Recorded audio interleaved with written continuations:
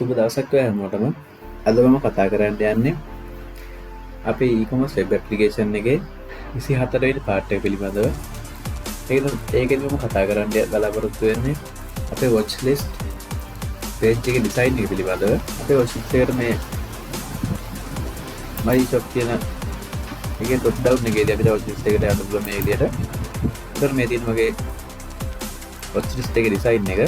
මේක තමයි මුලින්ම අපේ header එක include කරගෙන තියෙනවා. ඒක මම මේ විදිහට title එක විදිහට අපේ watch list කියලා add කරලා තියෙනවා. ඒ වගේ මේකදී අපිට search එක කරගන්න අපේ search bar එක include කරලා තියෙනවා. ඒ වගේ අපේ search bar එක මේ විදිහට දාලා තියෙනවා. අපේ location එක මම මේ විදිහට add කරලා තියෙනවා. ඒ වගේ my watch list කියලා අපේ watch list එක මේ විදිහට view කරනවා. ඒ වගේ my cart recent කියලා තව දෙකක් හදලා තියෙනවා. දැන් මම හදලා නැහැ. එතකොට මේ area එකෙන් තමයි අපේ watch list එකට add කරපු product එක view කරන්නේ. ඒක තමයි image එක, ඊළඟ අපේ title එක, product එකේ color එක, condition එක, price එක, quantity එක වගේ details view කරනවා. ඒ වගේම අපේ seller කවුද කියලා මේ විදිහට view කරනවා. ඒ වගේම අපි ඒ product එකේ buy now add to cart සහ remove කියන බටන් තුනක් මම මේ දාලා තියෙනවා. එතකොට අපි පහලින් අපේ footer එක add කරගෙන තියෙනවා. ඒ විදිහට තමයි අපේ watch list එකේ design එක හදාගෙන තියෙන්නේ. අපි බලමු අපේ watch list page එක කොහොමද responsive වෙන්නේ කියලා. මේ තමයි විත් එකකට කරලා යද්දී අපේ component මේ විදිහට තමයි වෙනස් වෙන්නේ.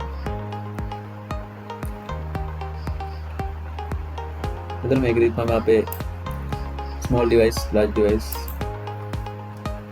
වලට responsive වෙන විදිහට තමයි මේක මම මේ page එක හදාගෙන තියෙන්නේ. අපි බලමු මේක කොහොමද අපි body part එක කරගෙන තියෙන්නේ කියලා. ඒකෙදී අපි HTML, CSS, Bootstrap පාවිච්චි කරලා තියෙනවා. ඒකට මම මුලින්ම අපේ title එක විදිහට watch list කියලා add කරගෙන තියෙනවා. ඒ වගේ අපි Bootstrap, CSS මේ දෙක link කරගෙන තියෙනවා. ඒ වගේ අපේ Bootstrap ලගේ CDN link එක link කරගෙන තියෙනවා. Bootstrap ලගේ icons use කරන නිසා. ඒ වගේ අපේ resources වලින් අපේ logo එක මේ විදිහට set කරගෙන අපේ ඊළඟට මම අපේ watch list කියලා title එක add කරලා දෙනවා අපේ page එකේ. ඒ වගේ අපේ search කරගන්න එකට අදාළ අපේ input field එක මම මේ විදිහට add කරලා තියෙනවා. ඊළඟ අපේ search button එක මම මේ විදිහට add කරලා තියෙනවා. මේ ඊළඟ අපේ location එක view කරන්න මම මේ විදිහට breadcrumb එකක් මම මේ විදිහට add කරලා තියෙනවා. ඊළඟ අපේ watch list එක සහ my cart recent කියන ටික මම මේ විදිහට තමයි add කරලා තියෙන්නේ. ඒ වගේ අපේ user කෙනෙක් තාම watch list එකට යනකොට product add කරලා නැත්නම් මේ විදිහට අපේ design එකක් මම මේ විදිහට හදාගෙන තියෙනවා. ඒ වගේ අපේ product card එක මම මේ විදිහට තමයි add කරගෙන තියෙන්නේ. ඊළඟ අපි buy now සහ add to cart ඒ වගේ අපේ remove button එක මම මේ විදිහට හදාගෙන තියෙනවා. ඊළඟ මම අවසානයේදී අපේ footer එක මේ විදිහට add කරගෙන තියෙනවා. ඒ වගේම අපේ bootstrap සහ javascript file එක මම body area එකේ අවසානට මේ විදිහට link කරලා තියෙනවා. ඒ විදිහට තමයි අපේ watch list එකේ design එක හදාගෙන තියෙන්නේ. අපි ඊළඟ වීඩියෝ එකෙන් කතා කරමු අපේ watch list එකේ programming part එක කොහොමද කරගන්නේ කියලා.